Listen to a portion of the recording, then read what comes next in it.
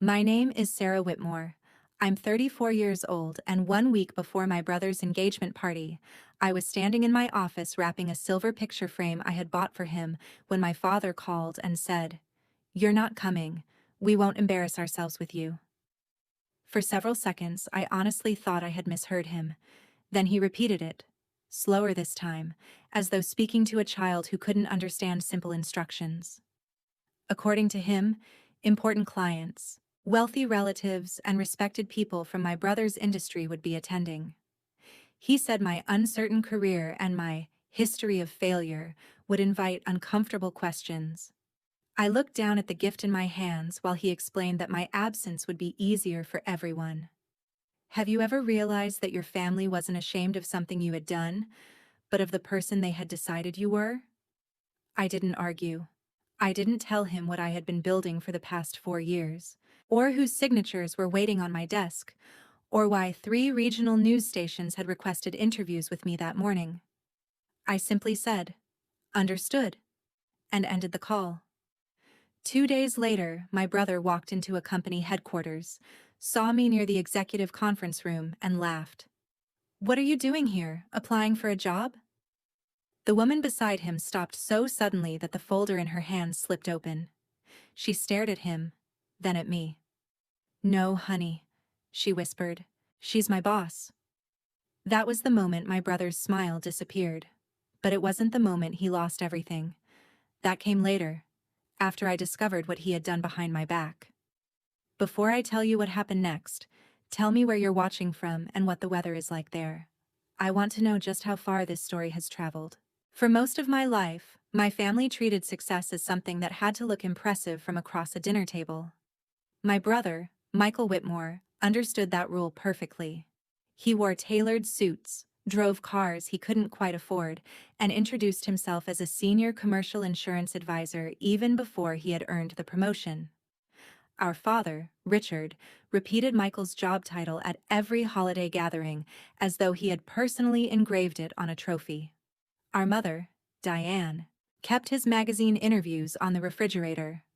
They never asked how much of Michael's polished image was built on borrowed money, favors from our father's golf partners, and the unpaid work of people he considered beneath him.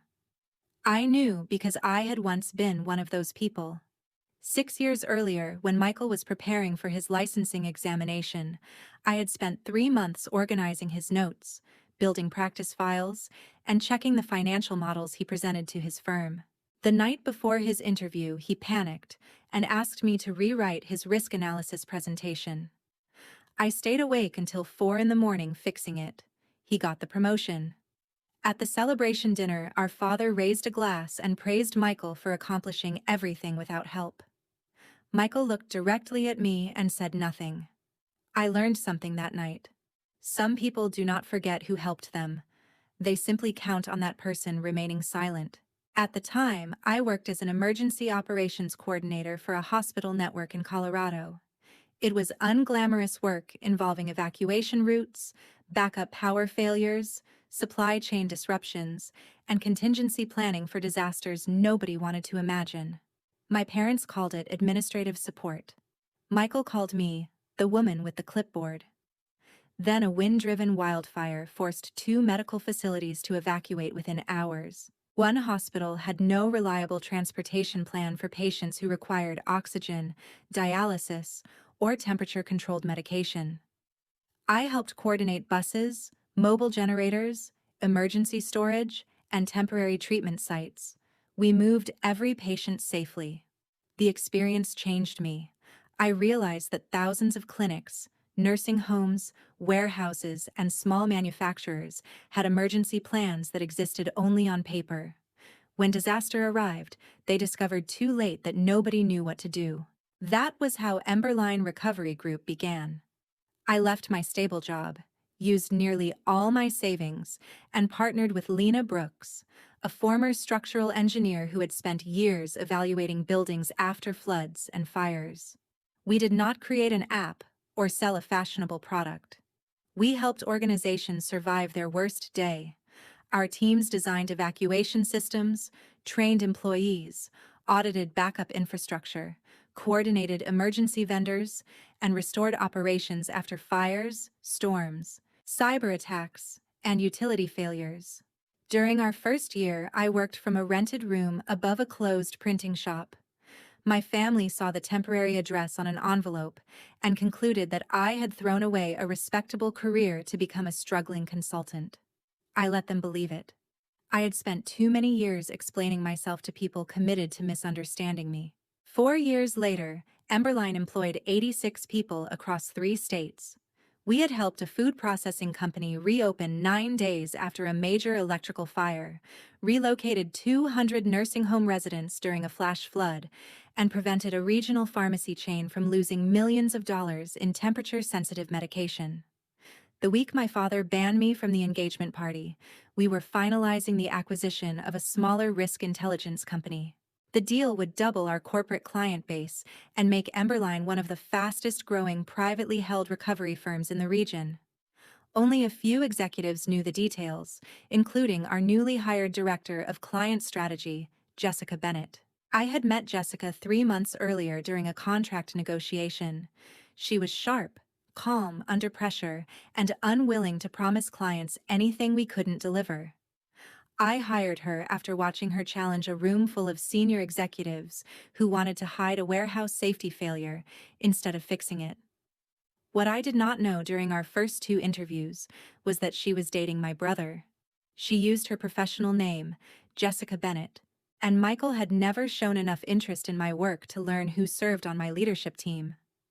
By the time Jessica and I discovered the connection, she had already accepted the position. We agreed to keep our family relationship separate from work. She seemed embarrassed that Michael had never mentioned what I did. I told her I wasn't surprised. 2 days after my father's call, Jessica brought Michael to our headquarters because they were meeting a venue coordinator nearby. He entered the lobby while I was reviewing renovation plans with our operations director. Michael looked at the Emberline logo behind the reception desk, then at my plain navy suit, and laughed. "What are you doing here? Applying for a job?" Several employees turned toward us. Jessica froze. "No, honey," she said quietly. "She's my boss." Michael's face changed, but only for a second. Then he smiled again and pretended the entire exchange was a joke. What he did next revealed something far worse than embarrassment. His eyes moved from Jessica's executive badge to the confidential acquisition folder in her hands. He recognized the name of the company printed across the top. And I saw calculation replace surprise. Michael recovered quickly because charm had always been his preferred form of damage control. He laughed, put one hand against his chest, and said, "Okay, you got me. Sarah never tells us anything." The implication was clear. I had hidden my success, so his ignorance was somehow my fault. Jessica did not laugh. Neither did the employees standing near reception. I stepped forward and held out my hand as though Michael were any other visitor. "Welcome to Emberline. All guests need to sign in." His jaw tightened. He filled out the visitor form while asking questions that sounded casual, but were not. How long had we occupied the building? Did we own the property? How many clients did we have? Was Jessica responsible for major accounts? He even glanced at the folder again and asked whether the acquisition target was a new customer. Jessica closed the folder and told him the contents were confidential. Michael's pride could tolerate my survival, but not my authority. It was one thing for the family failure to quietly earn a living. It was another for me to employ the woman he planned to marry. He asked for a tour, and I refused, because he had no business reason to enter secured work areas. His smile became thinner.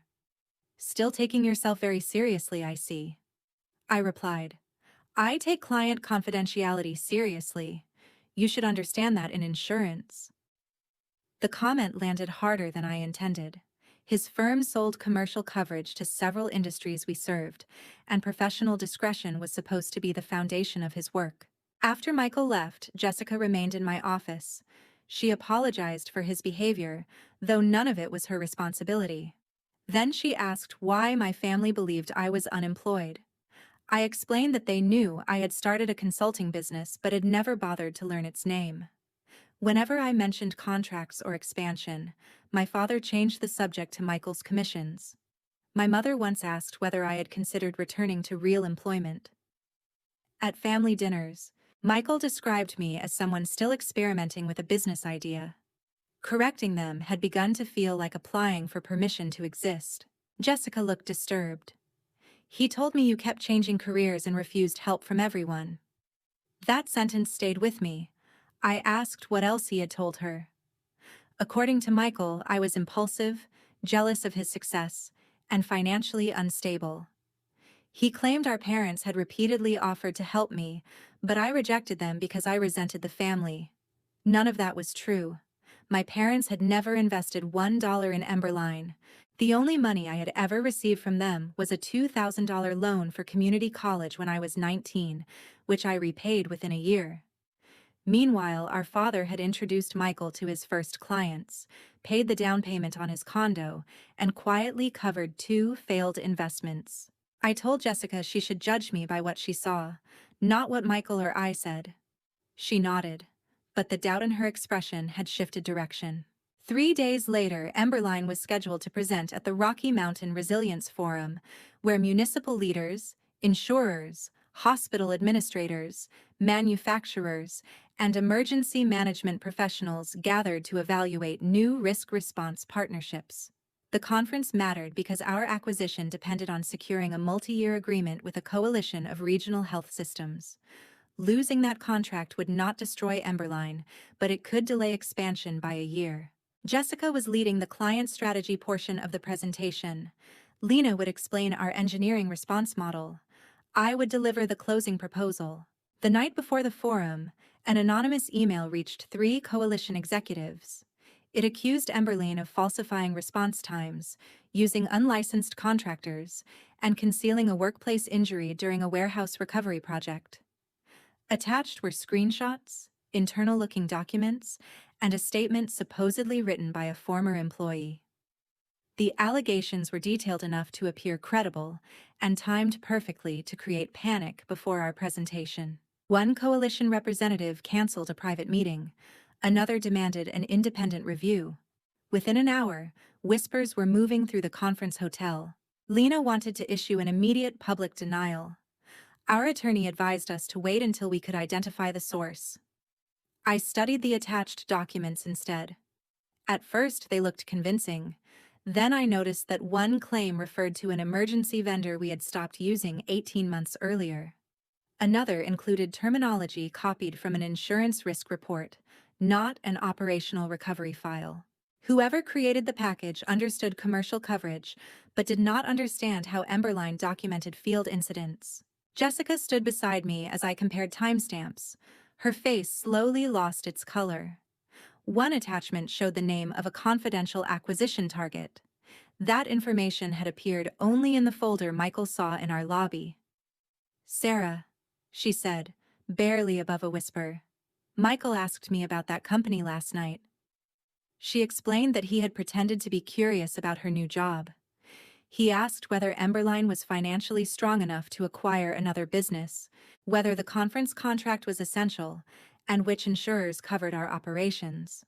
She had refused to answer, but he already knew enough to investigate. At the forum the following morning, Michael appeared in the VIP section representing his insurance brokerage. His firm was advising a competing recovery company that wanted the same health system contract. He sat in the front row beside 2 senior partners, wearing the expression of someone waiting for a building to collapse. When I stepped onto the stage, a moderator interrupted before I could begin. He announced that serious allegations had been raised about Emberline's safety record and asked whether I wished to postpone the presentation. Every face turned toward me. Michael leaned back and folded his arms.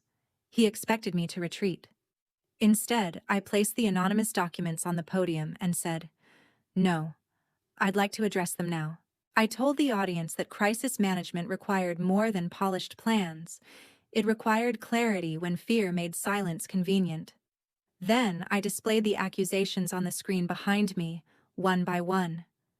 I did not deny them emotionally or complain about being targeted. I showed evidence. The supposedly unreported warehouse injury had been documented with the state, the client, and the insurer within 43 minutes. The worker received treatment for a minor wrist sprain and returned to duty after medical clearance. The allegedly unlicensed contractors were certified specialists operating under permits visible in public municipal records. The response times had not been altered. The anonymous sender had compared dispatch times with arrival times, while omitting the client's mandatory safety clearance. Then Lena demonstrated that 2 of the attached internal reports used formatting Emberline had never used. Our attorney had obtained metadata showing that the files were created the previous evening on software licensed to a commercial insurance brokerage. We did not name the brokerage yet, but several people in the audience immediately looked toward Michael's table. One of his senior partners stopped taking notes and turned to him. The room had become so quiet that I could hear the click of the presentation remote in my hand. "Someone expected these allegations to frighten us into withdrawing," I said. "But a company responsible for guiding others through disasters cannot run from its own." I announced that Emberline had already requested a forensic review and would provide the results to every conference participant. Until that review was complete, we would disclose all relevant safety records voluntarily. The coalition chair thanked me and allowed the presentation to continue. For the next 40 minutes, our team explained how Emberline could keep hospitals operating during wildfires, cyber attacks, fuel shortages, and regional power failures. Jessica presented a strategy for protecting vulnerable patients during evacuations. Lena showed real recovery timelines. I closed with a proposal that linked our fees to measurable preparedness benchmarks. We did not ask the coalition to trust our promises. We invited them to test our systems. When the session ended, the applause began cautiously, then grew. Coalition representatives surrounded our table with questions. 2 hospital executives who had planned to withdraw requested private meetings. Michael remained seated until one of his partners ordered him into the hallway. I found him near a service corridor 20 minutes later. Jessica was already there.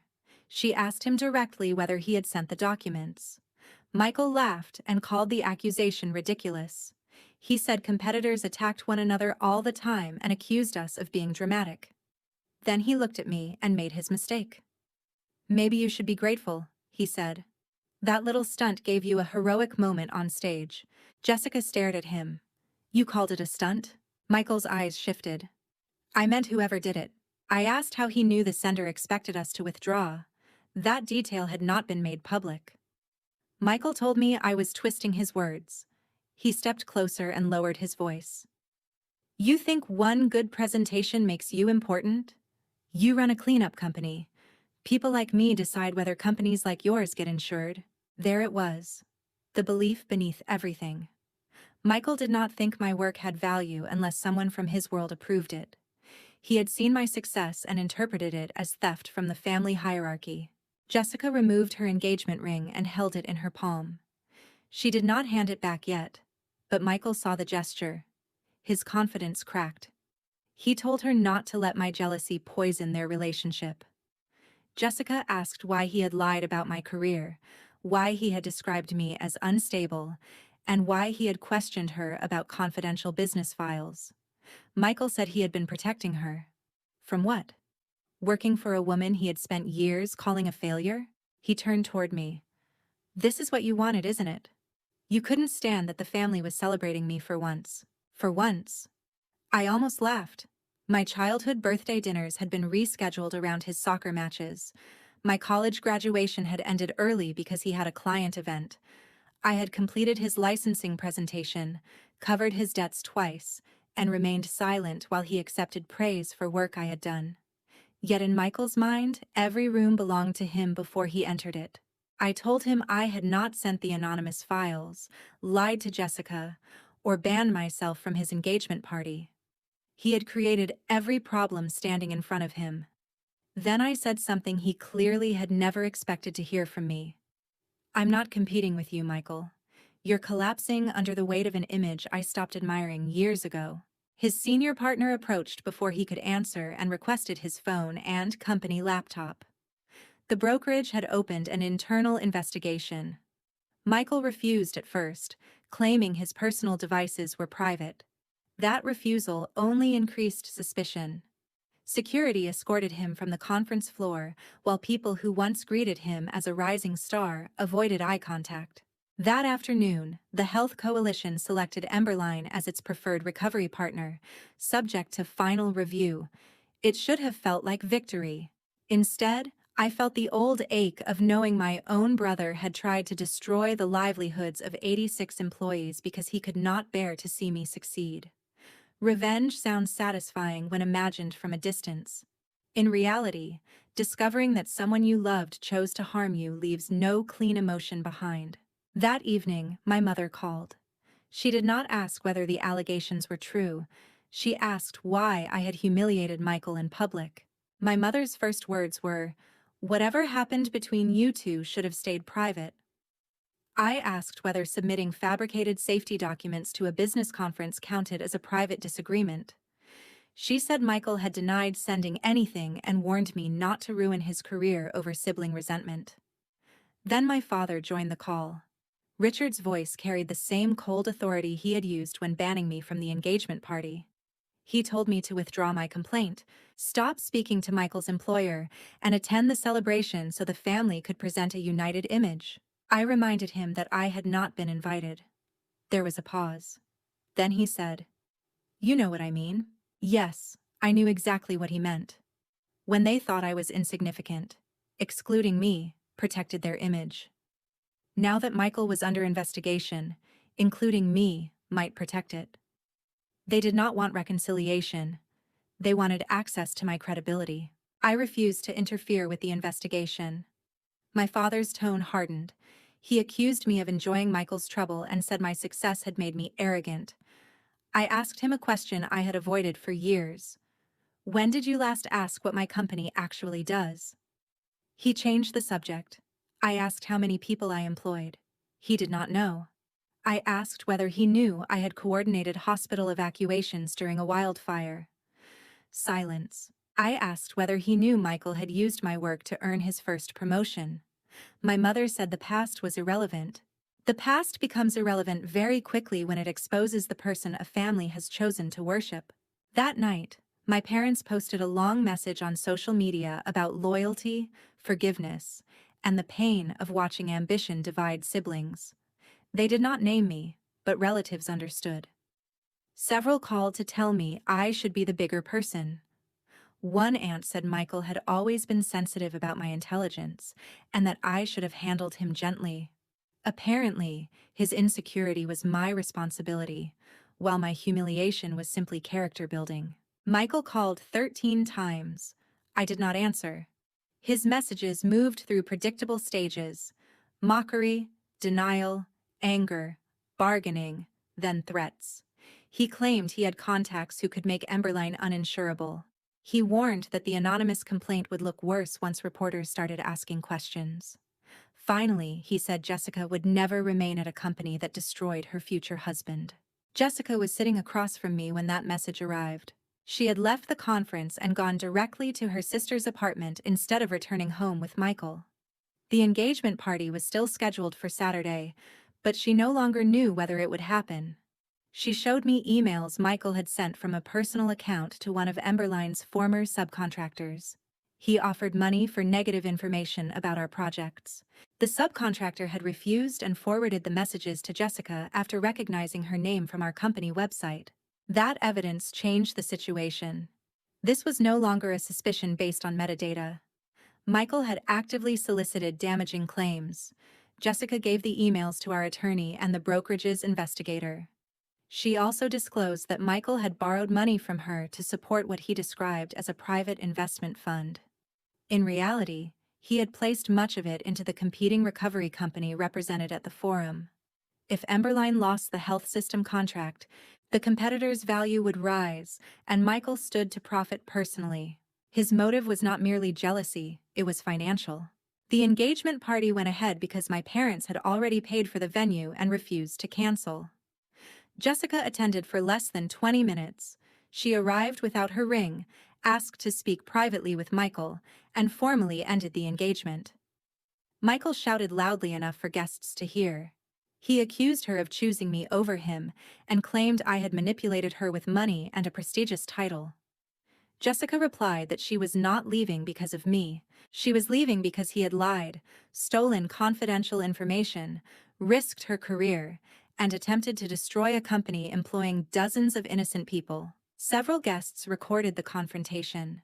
By midnight, fragments appeared online. My parents' carefully planned celebration became a public spectacle anyway, not because I attended, but because the son they protected could no longer control his behavior. While the party unraveled, I was at Emberline headquarters with our legal and security teams. We traced the anonymous email to a temporary account accessed through the Wi-Fi network of Michael's brokerage. Security footage showed him entering an empty meeting room during the relevant time. The forensic investigator also recovered drafts from his company laptop after the brokerage obtained legal authorization to examine it. At 1:17 in the morning, Michael sent me one final message. "Fix this, or I'll make sure the whole family knows what kind of person you really are." I read it twice, then saved it for the investigators. For the first time, his threats did not frighten me. They documented him. By Monday morning, Michael had been suspended from his brokerage. 2 days later, the firm terminated him for misuse of company systems, undisclosed financial conflicts, attempted commercial interference, and failure to cooperate with the investigation. The state licensing board opened a separate inquiry into whether he had violated professional conduct requirements. His largest clients were reassigned before lunch. The competing recovery company denied authorizing his actions and returned his investment while its own attorneys prepared to distance themselves from him. Michael's downfall was not caused by one insult, one confrontation, or one dramatic speech. It came from documentation. Every lie had created a record. Every threat had produced a timestamp. Every attempt to control the story had given investigators another reason not to trust him. Emberline released a factual statement confirming that the allegations against us were fabricated and that we were cooperating with authorities. We did not identify Michael publicly. We did not need to. His former employer issued its own disclosure, and industry publications connected the details within hours. The Health Coalition completed its review and awarded us a 5-year regional preparedness contract worth more than any agreement we had previously signed. The contract was satisfying, but the most meaningful moment came during a company meeting. I stood in front of 86 employees and told them the investigation had cleared our work. Several field coordinators applauded. One technician who had recently bought his first home hugged Lena. Their relief reminded me why Michael's attack had been unforgivable. He had not merely tried to embarrass his sister. He had gambled with the incomes, health insurance, and futures of people whose names he did not know. My parents arrived at my office that afternoon without an appointment. Reception called to ask whether I wanted security to turn them away. I almost said yes. Instead, I allowed them into a small ground-floor meeting room, not my executive office, and not the private areas they had never cared to see. My mother looked exhausted. My father looked angry that exhaustion had failed to produce sympathy. Richard said Michael was facing financial ruin and possibly losing his professional license. He wanted me to send a letter stating that I believed Michael had acted emotionally rather than maliciously. Our attorney had told him such a letter might reduce disciplinary consequences. I asked whether Michael had admitted what he did. My mother said he was not ready because he felt betrayed. I asked whether he had apologized to Jessica, Emberline's employees, the subcontractor he tried to bribe, or the clients he deceived. No. Then my father said, "He's your brother. How much punishment is enough?" I looked at the man who had banned me from a family celebration because my presence supposedly caused embarrassment. Now he wanted me to risk my reputation to rescue the person who had attempted to destroy it. Consequences are not punishment just because they happen to someone you love, I said. My mother began to cry. She said they had made mistakes and admitted they should have learned more about my company. But even her apology centered on what they had failed to know, not what they had chosen to believe. They had accepted every flattering story Michael told, and every cruel story he told about me, because those stories preserved the family structure they preferred. I gave them 3 conditions before I would consider any future relationship. First, they had to remove their social media post implying that ambition had divided the family and replace it with a truthful statement acknowledging that they had publicly blamed me without knowing the facts. Second, they had to tell our extended family that I had not caused Michael's investigation or Jessica's decision. Third, they had to stop asking me to intervene in legal, licensing, or employment consequences. My father called the conditions humiliating. I replied, "You were comfortable humiliating me when you believed I had no power. Why does truth become cruelty when it applies to Michael?"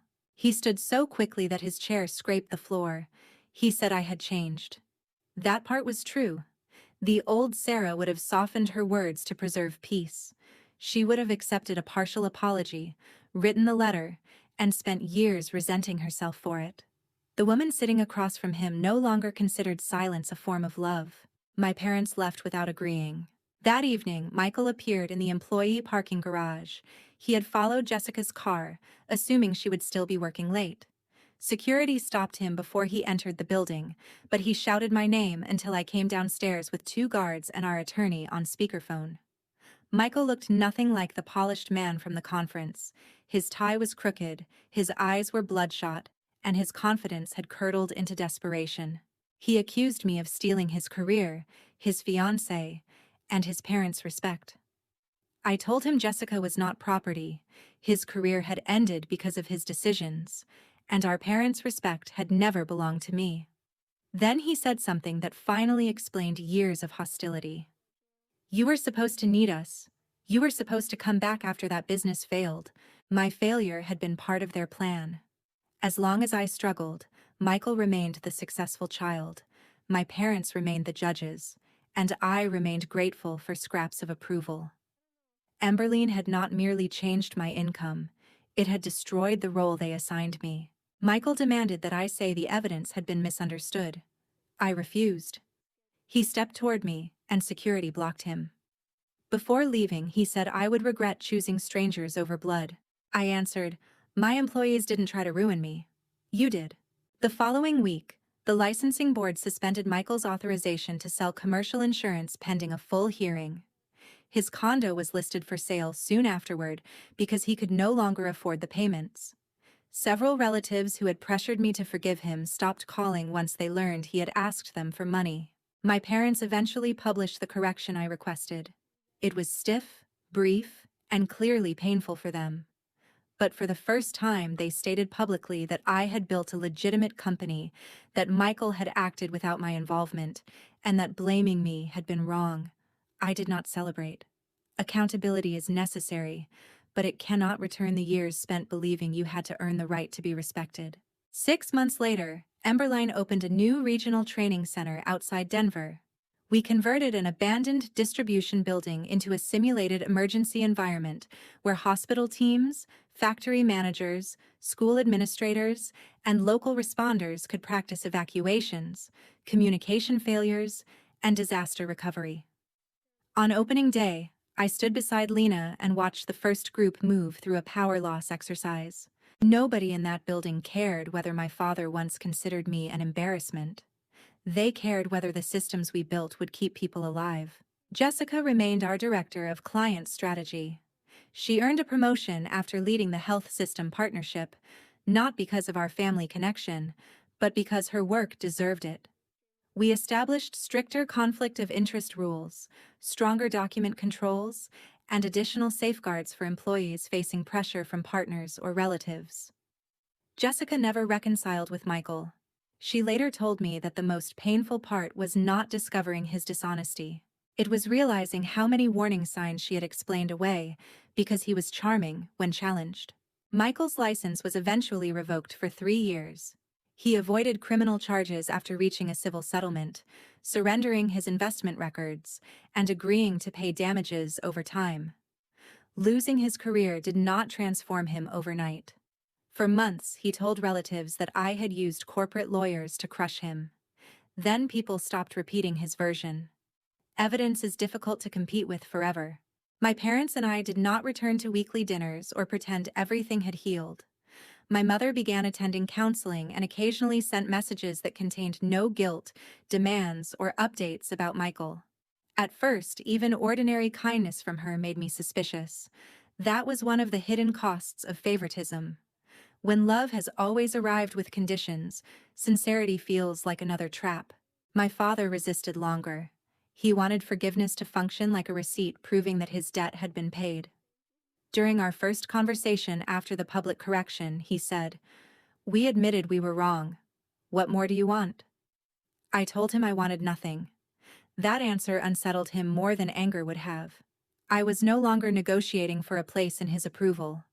Whether we built a healthier relationship depended on what he did consistently, not what I begged him to understand. A year after the canceled engagement, my parents attended an Emberline community preparedness event. They sat in the back row. My father did not introduce himself as the father of the CEO. He listened while I spoke about recovery, responsibility, and the dangers of ignoring small failures until they become disasters. Afterward, he approached me alone. "I thought success had to look like Michael," he said. "I think I needed it to." That was the closest he had ever come to admitting the truth. Praising Michael had allowed my father to praise a version of himself. Ambitious, polished, admired, never publicly uncertain. My choices frightened him because they did not depend on his contacts or follow the path he understood. Instead of admitting fear, he called me a failure. I told him I appreciated the honesty, but honesty did not automatically restore trust. He nodded. For once, he did not argue. People sometimes imagine revenge as a perfect moment when the person who hurt you loses everything while you walk away untouched. My experience was less cinematic. Michael faced consequences, my parents were forced to confront their favoritism, and I gained the public recognition they once denied me. Yet none of it erased the memory of standing in my office with a wrapped engagement gift while my father told me my existence would embarrass the family. What changed was not the past. What changed was my willingness to let the past define my value. I used to believe that one extraordinary achievement would finally make my family see me. Then I built a company, protected lives, created jobs, and still had to be introduced to my brother as his fiancée's boss before he understood that I mattered. That taught me something success alone never could. People committed to diminishing you will reinterpret every accomplishment until you stop asking them to judge it. Blood creates a connection, but it does not guarantee safety, loyalty, or respect. Sometimes distance is not cruelty. Sometimes it is the boundary that prevents love from becoming permission to harm you. Forgiveness can be meaningful, but forgiveness without accountability is simply an invitation to repeat the injury. I did not win because Michael lost his career. I won when I stopped needing his failure to validate my success. I won when my employees knew I would defend them, when Jessica chose truth over appearances, and when I could sit across from my father without shrinking into the role he had written for me. My family called me a failure because they believed I would always return and ask them to reconsider. Instead, I built a life where their verdict had no authority. Maybe one day Michael will accept responsibility without blaming me. Maybe my parents and I will create something honest from what remains. I am open to change, but I no longer confuse hope with access. Anyone who wants a place in my life must arrive with respect, consistency, and actions that match their apologies. Because the deepest revenge is not watching the people who underestimated you suffer. It is becoming so grounded in your own worth that they can no longer control your future. So tell me honestly, if your family excluded you, lied about you, and only apologized after the truth became public, would you forgive them immediately? Or would you wait until their actions proved that the apology was real? Thank you for watching until the end. Everything in this world, fiction and intended only for entertainment, education, and reflection. We hope it reminds you that the strongest version of you may not be the one who gets revenge, but the one who no longer needs the people who once made you feel powerless. That kind of strength is quiet, steady, and deeply freeing.